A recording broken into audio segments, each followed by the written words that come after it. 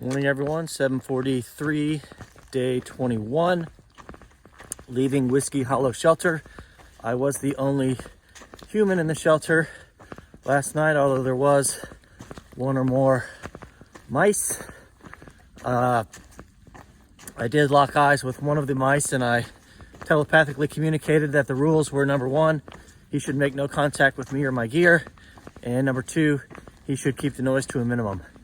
He was pretty good about rule number one, although he did seem to deposit an acorn in my left shoe that I found this morning. He was less good about rule number two. He was making quite a bit of noise most of the night. But anyway, good shelter. Didn't have a lot of cell service. If you walked away from the shelter a little bit, you could. So I edited, what does this sign say? Happy hiking. Saw a black bear up trail. Be safe. Oh, that's good. I'll should flip it around and show you this. Someone drew a very nice picture. I don't know who that would be though. I didn't pass that on my way in. There is another shelter. I stayed in the new shelter. There is another old shelter. So there could have been other hikers, I suppose, down at the old shelter. Anyway, didn't have cell service, edited the videos. I wish I had like a movie or something on my phone to watch, because I mean, it's nice sitting out looking at nature, but I had several hours. We did watch a movie back at Bear's Den. And I was thinking about adventure movies. And when I think of adventure movies, I think like Lord of the Rings or Star Wars or something like that. But it's tough to relate to those kind of characters, right? I'm not a chosen one archetype like Luke Skywalker or Frodo Baggins. And so I think more like Indiana Jones, right? That's a more relatable archetype to me. He's a scholar by day and an adventurer by night. So that hits a little bit closer to home. Another movie about an adventure that I really enjoy is The Secret Life of Walter Mitty. It's about basically a middle-aged white guy that in a white-collar job that drops everything and goes on a crazy adventure. And that movie inspired my wife and I to go to Iceland, because in that movie he sort of drops everything and goes to Iceland, and there's an Arcade Fire song playing in the background, and there's inspirational quotes that appear on the screen. And so my wife and I actually took a trip to Iceland, and I'm going to take a break. And there are Icelandic ponies, or Icelandic horses, and they train their horses to what they call tolt, which is a unique gait. And so we wanted to go on a horseback ride while we were there. And so there was a big group of tourists doing this, and you had to sign a waiver that said you were at least of intermediate horsemanship. And so my wife and I signed that. We're comfortable with that. And so we're going along.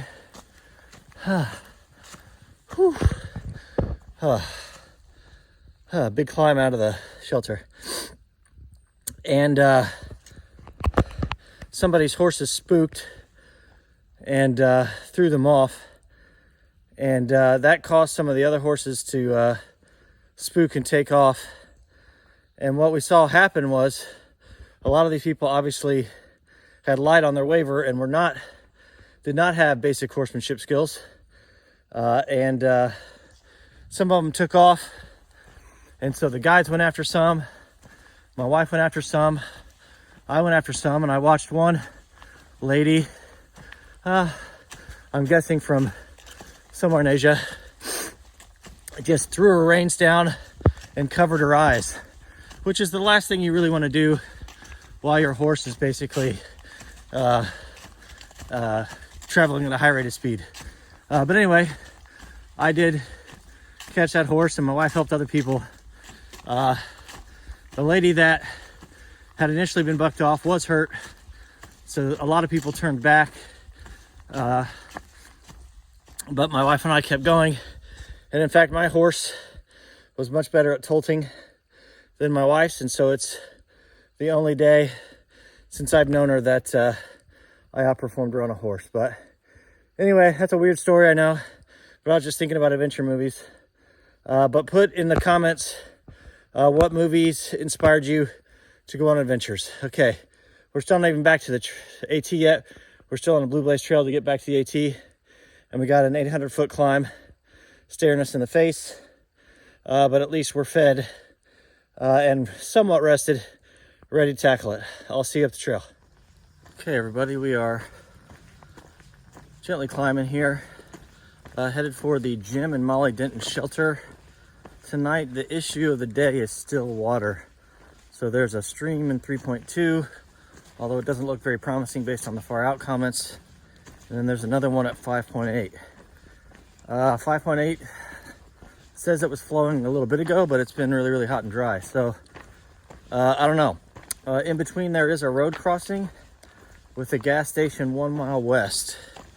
So the question is, if I get to the near water and it's bone dry, which I expect, then do I either A, gamble and hope that the 5 point whatever one was flowing, or do I take a mile detour there and back to stock up on water? So I don't know, we'll see, but I'll keep you posted.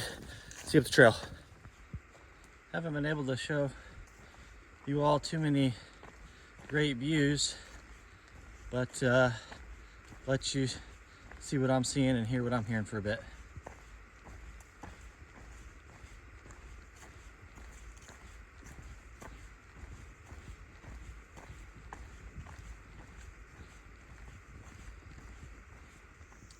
We've reached Manassas Gap Shelter, which would have been the long option yesterday. It's taken me about 2.5 hours, and that's when it's cooler outside. I'm a little bit better fueled and in a better state of mind. So I don't think that would have been a good idea yesterday, but looks like there are some good sitting logs around here, so I think we're going to take a break and have a snack. Okay, everyone, we are approaching Manassas Gap. That first water source was pretty dry. Just passed a gentleman though that said there is water down here at a stream. He also said, "Oh, you're the one that does those videos." And so yeah, that's the second time I've been recognized on trail for doing these videos, which is kind of, I don't know, that makes me feel like people are consuming this content, which is good. So anyway, hopefully we get some water. You can probably hear the trucks in the background. We're getting close to civilization. Catch up the trail. Happy days, everyone. There is water. It is close to a road, which isn't optimal, but whatever. There is also a picnic table, so let's go have some lunch. Okay, everybody, still at the lunch spot, but just wanted to give you a feel for, here's a map at the trailhead. So you can see Snickers Gap up here. Sorry about the glare. And that's where near Bear's Den where we were. We have hiked all the way down. Right, stayed at Rod Hollow Shelter, and then hiked up over that meadow, Sky Meadow State Park. Traveled down here. We are now at about to cross Interstate 66, and then we're going to work our way south down to the end of the map here. Yeah, and then catch a ride into Front Royal, Virginia, probably tomorrow. So that's the plan. Very nice lunch. I needed that rest. I think we've got under 4 miles to the Denton shelter where we're gonna stay tonight. So let's get going. After a big rocky climb out of Manassas Gap, trail spits you out into this meadow. This is what I'm talking about, Virginia. Way to go. All right, everyone, here is the Jim and Molly Denton shelter. You can see signs for a shower. They have some sort of solar shower. I don't even know if it has water, and it's been so dry. I probably won't take a shower as I'm headed to town tomorrow, but it's nice. It's got chairs out front. Even has a horseshoe pit, bear poles, and a covered picnic area. They also have tent pads. I'm not staying in the shelter tonight after the mice incident last night. I want a good night's sleep. So go ahead and pitch the Z-Packs Z-Pax duplex. So I'll get unpacked and then we'll do a wrap-up video. If you enjoyed this video, I would ask two things. First, please like, comment, share, and subscribe. Those actions help us grow the community so that we can put more good out into the world. Second, when I'm not out on an adventure, I am a college professor. A college education can be transformative, but college is an expensive proposition. However, I think we can help, so I'm asking you to please donate to support scholarships for students at the Sam M. Walton College of Business at the University of Arkansas. There are two ways you can navigate to the donation page. First, you can scan the QR code that you see on the screen. Please have cookies enabled in your browser. The second method is to navigate to the URL that you see on the screen or in the description to this video. When you arrive at that page, what should you see? Well, you will be on the online giving website for the University of Arkansas. You should notice that the designation and the other department, program, or fund fields are automatically populated. That's going to tell the fundraising personnel to automatically associate any funds raised with our effort here on this channel. All you have to do is enter an amount and your personal information. I will keep you up to date with our fundraising progress as we move through the adventure. Thank you for your support, and I'll see you on the next video.